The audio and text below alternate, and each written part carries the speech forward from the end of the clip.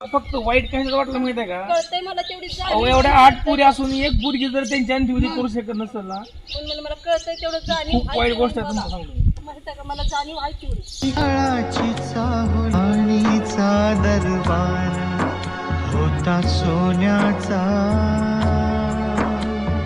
संसार होया राणीचा दरबार. कशी काळाची चाहूल आली बाग सुखाची करपून गेली. कस विपरीत झालं सार होता सोन्याचा संसार. माझ्या राणीचा दरबार होता सोन्याचा.